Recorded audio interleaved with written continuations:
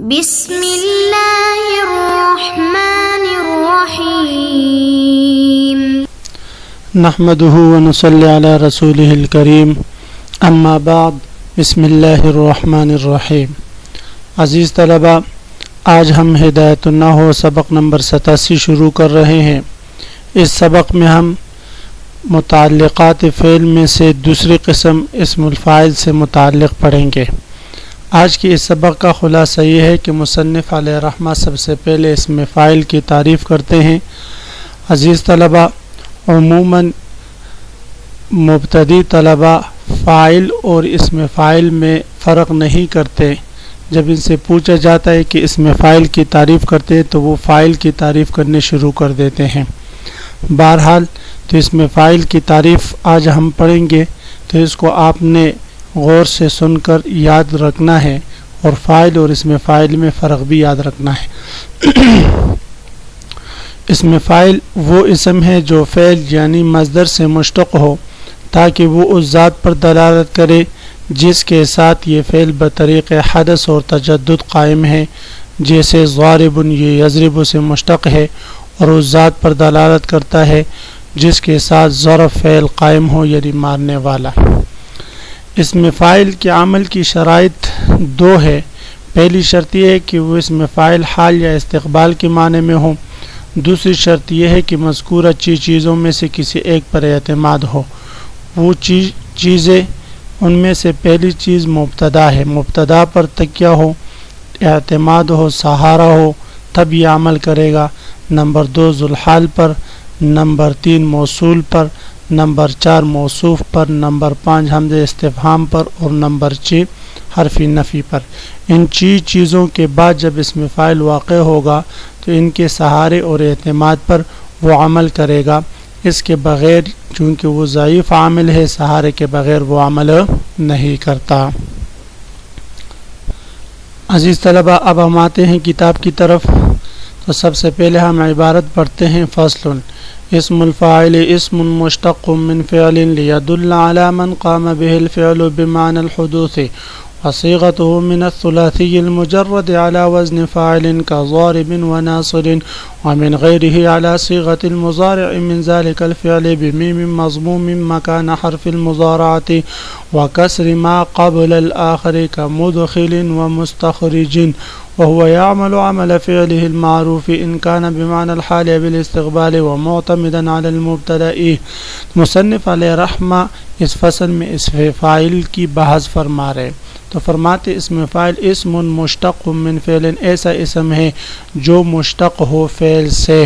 لیدل تاکہ وہ اسم دلالت کرے، علی من قام بالفعل اس ذات پر جس کے ساتھ فعل قائم ہو، بمعنی الحدوث حدوث کے طور پر اور تجدد کے طور پر، یعنی بطور دوام کے نہیں۔ وصیغتہ من الثلاثی المجرد، یہاں سے مصنف علیہ رحمہ اسم فاعل کے اوزان گنوا رہے،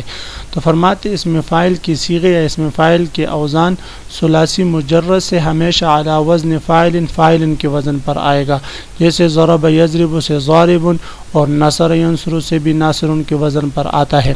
ومن غیرہ علی صیغۃ المضارع، اور غیر ثلاثی مجرد سے یعنی ثلاثی مزید فی سے ہمیشہ اسم فاعل اسی باب کے فعل مضارع واحد مذکر غائب کی صیغے کے وزن پر آئے گا، من ذالک الفعل اس فعل کے مضارع کے وزن پر آئے گا، لیکن تھوڑی سی تبدیلی کے ساتھ، بمیم مضموم مکان حرف المضارعات، حرف مضارعت کی جگہ میم مضمومہ لائیں گے۔ مثلا یستخرج ہے تو یستخرج میں جو یا ہے اس کی جگہ میم مضمومہ کو ذکر کریں گے، وکسر ما قبل الآخر، اور ما قبل آخر میں اگر کسر نہ ہو تو وہاں پر کسر دے دیں گے، جیسے یستخرج سے مستخرج بن جائے گا اور یدخل سے مدخل بن جائے گا۔ جی بڑا آسان ہے عزیز طلبہ۔ وہو یعمل عمل فعلہ، اسم فاعل اپنے فعل والا عمل کرتا ہے، یعنی جو فعل اس میں عمل کرے گا اگر وہ فعل لازمی ہو تو یہ بھی لازمی عمل کرے گا اسی فعل کی طرح، لیکن اس کے عمل کے لیے شرط یہ ہے کہ ان کان بمعنی الحال او الاستقبال، کی یہ حال یا استقبال کے معنی میں ہو، ومعتمدا علی المبتدا، اور یا مبتدا پر سہارا لیا ہوا ہو، یعنی حال اور استقبال کے معنی میں بھی ہونا شرط ہے، اور مبتدا پر یا جو ہے ذوالحال وغیرہ پر سہارا بھی لیا ہوا ہو۔ وہ یعمل عمل فعلی، وہ اپنے فعل والا عمل کرتا ہے، فعل معروف والا، یعنی فعل لازم والا عمل کرتا ہے، فعل متعدی والا عمل نہیں کرتا۔ ان کان بمعنی الحال، اگر وہ حال کے معنی میں ہو، اویل استقبال یا استقبال کے معنی میں ہو، ومعتمدا علی المبتدا، اور سہارا لیا ہو علی المبتدا، مبتدا پر۔ نحو زید قائم ابوہ، جیسے زید قائم ابوہ، تو زید یہ مبتدا ہے، قائم یہ صیغہ شبہ فعل یا صیغہ واحد مذکر اسم فاعل تکیہ کردہ بر مبتدا خود یعمل عمل فعلہ، اور ابوہ مرکب اضافی ابو، اس کے لیے فاعل مرفوع و لفظاً مضاف اور ہو ضمیر یہ مضاف الیہ ہے۔ اب ذیلحال، مبتدا پر سہارا ہو او ذیلحال یا ذیلحال پر، جیسے جاءنی زید ضاربا ابوہ عمرا، آئے میرے پاس زید اس حال میں کہ اس کا باپ عمر کو مارنے والا ہے۔ تو اب زید ذوالحال ہے، ضاربا اس سے حال واقع ہے، تو ضاربا نے زید ذوالحال پر سہارا لے کر ابوہ میں عمل کیا ہوا، یہ اس کے لیے فاعل ہے۔ او موصول یا اس میں موصول پر سہارا لیا ہوا ہو، جیسے مررت بالضارب ابوہ عمرا، گزرا میں ایسے مارنے والے کے پاس سے، ایسے شخص کے پاس سے جس کا باپ عمر کو مارنے والا ہے۔ تو ضارب یہاں پر الف لام اسم فاعل پر داخل ہو جائے تو وہ الذی کے معنی میں ہوتا ہے، اس میں موصول پر سہارا لے کر جو ہے ابوہ میں عمل کر رہا ہے۔ او موصوف یا اس میں موصوف پر سہارا لے کر عمل کرے، جیسے عندی رجل ضارب ابوہ عمرا، تو یہاں پر عندی ظرف مستقر خبر مقدم میں، رجل مبتدا مؤخر موصوف،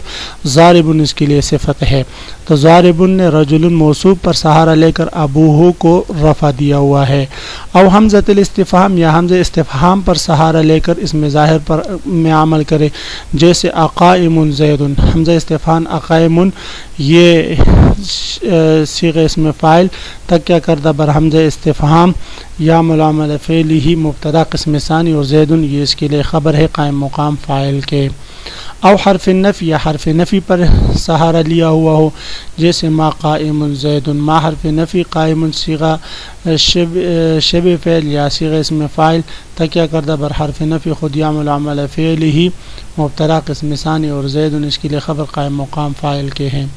فإن كان بمعنى الماضی، اسم فاعل اگر حال یا استقبال کے معنی میں نہ ہو بلکہ ماضی کے معنی میں ہو، تو وجبت الاضافۃ معنن، پھر معنن اس کو کی اضافت واجب ہو جائے گی، جیسے زید ضارب عمر امسی، تو یہاں پر ضارب کو ہم نے عمر کی طرف مضاف کیا ہوا ہے، اور اس صورت میں اضافت لفظی نہیں ہے، اضافت معنوی ہے، اس لیے کہ صیغہ اپنے معمول کی طرف مضاف نہیں ہے، اس لیے کہ اس نے عمل نہیں کیا۔ کیوں عمل نہیں کیا؟ اس لیے کہ یہ ماضی کے معنی میں ہے یہاں پر۔ ھذا اذا کان منکرا، یہ اس صورت میں ہوگا کہ جب اس میں فاعل منکر ہو، نکر ہو۔ اگر اس میں فاعل معرفہ ہو تو پھر اس میں تمام زمانے برابر ہوتے ہیں، یعنی زمانے ماضی، حال اور استقبال کوئی بھی معنی برابر ہوتا ہے۔ ھذا اذا کان منکرا، اما اذا کان معرفا باللام، اگر یہ معرف باللام ہو، یستوی فی جمیع الازمنۃ، تو پھر اس میں تمام زمانے برابر ہوتا ہے، جیسے زید الضارب ابوہ عمرا الآن او غدا او امسی، تو اب یہاں پر الضارب معرفہ ہے اور اس میں تمام زمانے برابر ہے، اس لیے اس صورت میں یہ اس میں ظاہر میں عمل کرے گا مبتدا کا سہارا لے کر، یعنی حال یا استقبال کے معنی میں یہ استعمال ہو سکتا ہے۔ تو عزیز طلبہ، آج کے سبق کا خلاصہ یہ ہوا کہ ہم نے اس میں فاعل کی تعریف پڑھی، اور اس کے بعد اس کے اوزان پڑھے کہ ثلاثی مجرد سے ہمیشہ فاعل کے وزن پر آئے گا، اور اس کے بعد ہم نے پڑھا کہ غیر ثلاثی مجرد سے اسی باب کے فعل مضارع کے وزن پر آئے گا، تھوڑی سی تبدیلی کے ساتھ کہ حرف مضارعات کی جگہ میم مضمومہ اور ما قبل آخر کو کسرہ دیں گے۔ پھر ہم نے اس کے عمل کے بارے میں پڑھا کہ یہ فعل معروف والا عمل کے ساتھ پہلی شرط یہ ہے کہ حال یا استقبال کے معنی میں ہو، دوسری شرط یہ ہے کہ مبتدا پر سہارا کیا کہ کس چیزوں میں سے کسی ایک پر سہارا کیا ہوا ہو، وہ چیزیں مبتدا، ذوالحال، موصول اور موصوف، حمزہ استفہام اور حرف نفی ہے۔ پھر ہم نے پڑھا کہ اگر یہ ماضی کے معنی میں ہوگا، یعنی حال استقبال کے معنی میں نہ ہوگا، تو پھر اس صورت میں یہ اس کی اضافت واجب ہو جائے گی، یعنی یہ اپنے معمول کی طرف مضاف نہیں ہوگا بلکہ یہ اضافت معنوی ہوگی، اضافت معنوی ہوگی۔ ہاں اگر یہ معرفہ ہو تو پھر اس صورت میں اس میں حال استقبال اور ماضی سب معنی آتے ہیں، اس لیے اس صورت میں پھر اس کی اضافت معنن واجب نہ ہوگی، لفظاً بھی ہم کر سکیں گے۔ تو عزیز طلبہ کل میں انشاءاللہ آپ حضرات سے اس میں فاعل کی تعریف اور اس کے اوزان سے متعلق سنوں گا۔ وآخر دعوانا ان الحمد للہ رب العالمین۔